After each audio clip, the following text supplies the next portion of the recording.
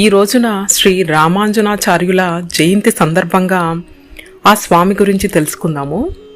ఎందరో మహానుభావులు అందరికీ వందనాలు అన్నట్లుగా కొంతమంది మహానుభావులు కారణ జన్మలు.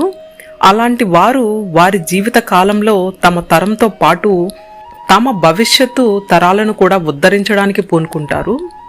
1000 ఏళ్ల తర్వాత కూడా ఓ మహానుభావుడి ప్రభావం మనపైన ఉందంటే అతను సామాన్యుడు కాదని అర్థమవుతూ ఉంటుంది.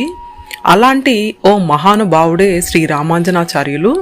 హిందూ ధర్మ పరిరక్షణ ఊపిరిగా హిందూ ధర్మ రక్షణ కోసం నడుం బిగించిన మహానుభావులలో శ్రీ రామానుజాచార్యులు ఒకరు. చెన్నైకి దగ్గరలో ఉన్న శ్రీ పెరంబదూరులోని చైత్ర శుద్ధ పంచమి ఆరుద్ర నక్షత్రం రోజున శ్రీ రామాంజలాచార్యులు జన్మించారు. దాదాపు 123 ఏళ్లు జీవించిన రామాంజలాచార్యులు విశిష్ట అద్వైత సిద్ధాంతం ప్రచారానికి విశేష కృషి చేశారు.